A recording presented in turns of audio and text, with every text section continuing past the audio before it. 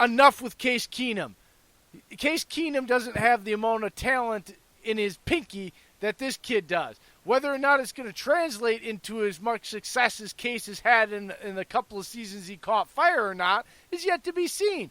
But, stop it. If Jay Gruden starts anybody but Dwayne Haskins this week, honestly, and I'm not one of these guys, it's a stupid thing, and he should be fired immediately because it's just dumb. It's a dumb thing as a coach, and he They've should got know the perfect better. launch pad to do it. They face the Dolphins this Sunday. Exactly. Come on already. And I'm not saying Dwayne Haskins is great or anything like that. It's just a stupid scenario to do. And as a head coach, you should know better than that. Well, they take on New England this week, so that was everyone's take on why it might not be the best week to start. Oh, they face New England? I swear I saw Dolphins. Oh, that might be 2 weeks. Does Dolphins have a bye week next week? Yeah, if it was Miami, I totally agree with you. Throw them back out there. And I think that's why they put them out there this week is because they knew the Giants were so weak on the defense. But a lot of people are just saying you don't want to completely shake the kid's confidence by putting him out there next week and game. You know what? I'm not about that. You got to be mentally tough to be a quarterback. Put him out there against the championship team. Let him experience. He's going to have the starter reps throughout the week. Yes, just do it, man. What are you going to do? Protect him from all? Are you going to every time you play the Patriots for the next 3 years? You don't want Bill Belichick to ruin him, so you better bench him for somebody like you got to rip the Band-Aid off sometime. This whole idea, you know what ruins young quarterbacks? Dicking around with them like this. You know what ruins young quarterbacks? Getting them sacked 250 times in 2 seasons. That's what ruins them. It doesn't ruin them for them to go out there and get mentally confused after the snap by some exotic defensive scheme they've never seen. Because guess what? All rookies go through that at some point. This idea that he's going to get ruined because you put him out there against the Patriots, no. And if anything, it's going to give him an opportunity to see what a really good franchise, how it's run, and to know and really give him a measurement of where he's at and what he needs to work on because there's some respect and some actual knowledge that this is a consistent and championship franchise in players and organization. I think it's the complete opposite. You want him to learn and grow and have a chance? You play him this week against this damn team. Rip the damn Band-Aid off. Start the kid's career. Let him give him a chance. Drop it. Let his balls drop, for God's sakes. You can't put him in a diaper forever. Well, but even beyond the Dwayne Haskins issue, you still have a defense with a ton of talent on it, but it's really underperforming.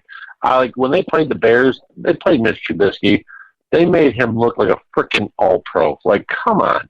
You've got so many guys.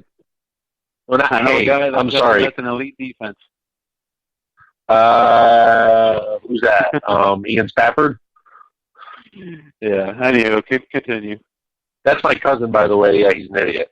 But yeah, you spent a lot of money on Landon Collins in the offseason. You still had Dunbar. You still had Norman. Secondary looked good, but it just can't hold its own. And then you have the pass rush, which you look at the names across the defensive line and the pass rushers, they're with some of the top. And then next thing you know, boom, gone. It really surprises me how underwhelming this defense is performing for them. I know they're on the field a lot because the offense can't get going, but man, one of these phases of the team got to stand up and do something. It's literally it's like shooting a horse over and over and over again. And yes, the horse is dead, but you're still shooting the horse over and over and over again. That's what it feels like watching the Redskins. So I expect them to be dead last. I expect Philly to rise up. Right now, through my prediction, guys, Philly's going to win the division. I think Giants are going to be sneaky for a wild card position if Daniel Jones continues. I think Dallas ends up fading late with about 3 games left in the season, and people start using New Orleans defensive blueprint to get to Dak and Zeke. Yeah, you're right. I think obviously the Redskins are going to finish last, then you go Giants. For me, it's Cowboys, and then winning the division will be the Eagles. I think that when it comes to talent, when everyone's healthy, That's not a homer take, is it? right there. No, I honestly think you line up position by position. We match up pretty well. You saw what the Eagles' run game can do this past week, so I don't want to hear, how Zeke can be so much better. When it comes down to it, these teams always face off, and it's just the story of who's healthier at the time. But if everyone's on the field, if it's mano-a-mano, and we're dealing with a full stack on each side, then I like the Eagles every time because they have the experience. Offensive coordinator Mike Groh is not well known, but everyone looks to Doug as the offensive mind anyway. And then you've got Jim Schwartz on the defensive side of the ball. So I love the experience when it comes to coaching. We got first-year play caller and Kellen Moore, and you've got Jason Garrett, who everyone just thinks of as the guy who claps and smiles. So, I love our coaching edge when it comes to a head-to-head matchup with them.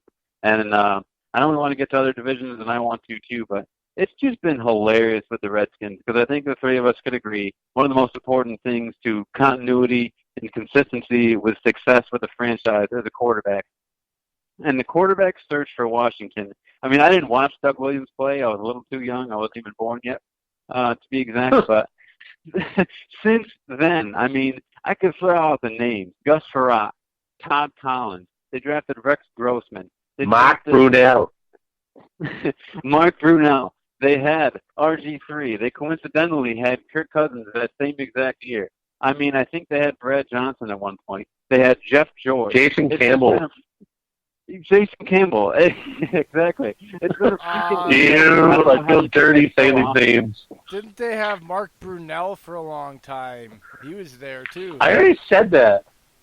Exactly. They had McNabb in his terrible years. So, I don't know how they missed so often, and I know everyone in Washington. Daniel Snyder's a horrible owner. They drafted Shane Matthews. They drafted a bunch of kids with when they were Florida State guys and Florida guys when they had the old Patrick Ramsey. Coach, Patrick Ramsey.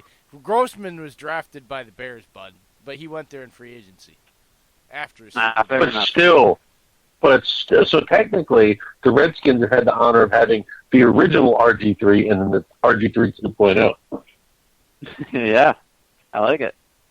Ooh, that sounds like a Hall of Fame ring to me because they haven't had anything else. The best thing they had going for them, I think, was when they had Josh Johnson for a little while. It's just been freaking... Well, they even won a game with him last year. Going for him, but it's just been hilarious. To me, Doug Williams, I don't know, since he came in as like a backup too that season, ended up having like an amazing game. The last true quarterback that started for them and had success, if you look at it, was Theismann. Right. Like, you're talking about decades. Decades. Back when Sonny Jurgensen was playing, folks. Their curse. It's the Theismann curse. No, Dan Schneider... I'm sorry. He is a horrible owner. He's worse than Jerry Jones. Yes, I'll say it. I'm not a big fan of Jerry Jones, but Schneider was the one who pulled the trigger and told Shanahan to put in RG3 on a bad leg in that playoff game. He doesn't care about his players. He only cares about putting butts in the seats. Until he stops getting his nose in this franchise's GM actions, then that's when the Redskins aren't doing well. That's what Jerry Jones, the Cowboys, have done well. Because of the fact Stephen Jones is taking over the player management. Okay. That's great.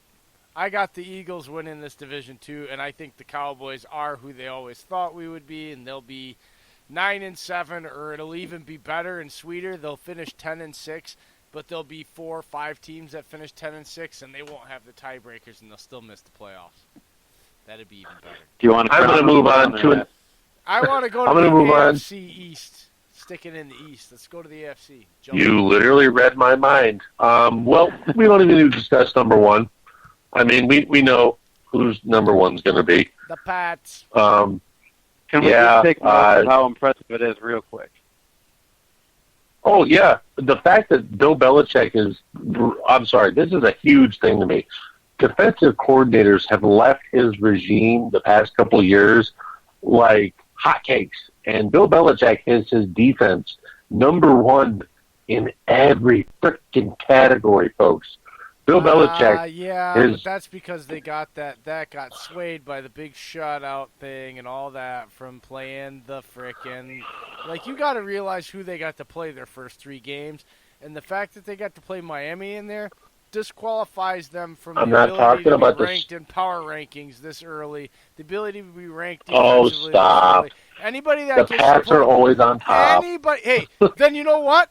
The schedule should be. That's it. Then screw this. If we're going to do this, then every team this year gets to play the goddamn Dolphins, so we can all get a chance for a shutout, and then we'll really know statistically who's better. But that's not the Patriots' fault that that's in their division.